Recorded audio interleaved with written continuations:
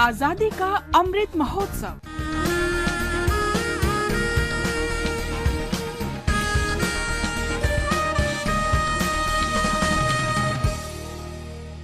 Azadi ka Safar with AIR News, Birth of a Nation. India's glorious freedom struggle is one of the greatest struggles the modern world has ever witnessed. AIR News brings you a glimpse of the struggle every day. Brahmo Sanatano Tumi he Nikhilo Palono Nikhilo Tarono Nikhilo In today's episode, we remember social reformer Debendranath Tagore, who died on the 19th of January 1905. Father of Gurudev Rabindranath Tagore, Debendranath Tagore took the principles championed by Raja Ram Mohan Roy and turned them into Brahmoism, an influential sect in Bengal.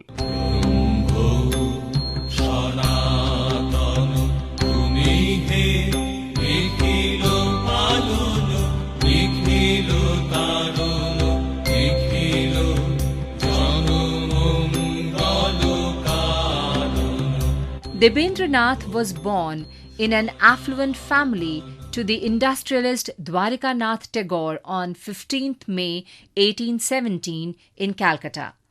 Debendranath developed a sense of detachment while still in his youth, and by the time he turned 30, he was devoting more time dwelling upon spiritual truth, which became a lifelong pursuit. Debendranath founded the Tattwabodhini Sabha that aspired to promote the Adi Dharma through the philosophical inquiry and teaching of the Upanishads. Debendranath also started the TattwabodhiniPatrika to that end. The journal featured articles on the rationalization of Brahmo doctrines and the propagation of natural theism, as well as on female education, widow remarriage, and denouncing of polygamy. From the 21st of December 1843, Debendranath converted the society into a spiritual fraternity that came together regularly for prayer.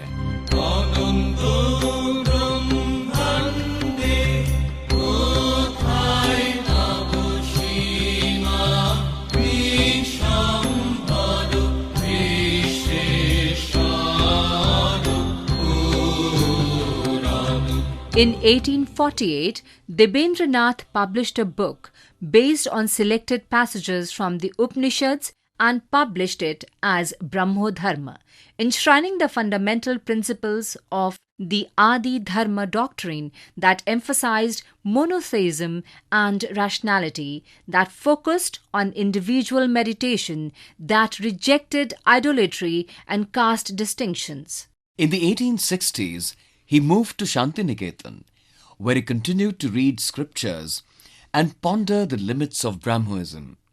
Many years later, Rabindranath established his school and university at this place. Till his death, Debendranath kept on working for betterment of Indian society. We salute the great Indian.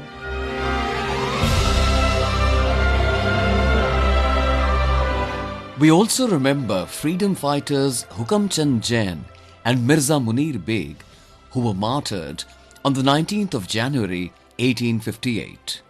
Hukam Chand Jain was born in 1816 at Hasi, Hisar district, and was a high official in the court of Emperor Bahadur Shah at Delhi, and appointed Kanungo of Hasi and some areas in Karnal district in 1841. He reached Delhi on hearing about the First War of Indian Independence in 1857.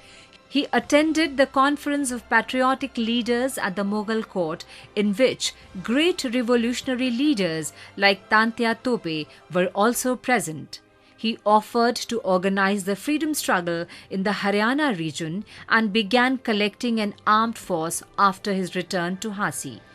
He attacked the British lines of communication with his own small armed force and inflicted heavy losses on the British, although his soldiers were equipped with only ordinary weapons.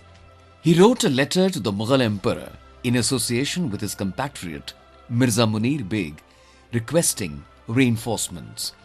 However, Delhi was also occupied by the British Army, and the letter signed by him and Mirza Munir Beg was discovered by the British in the Mughal records.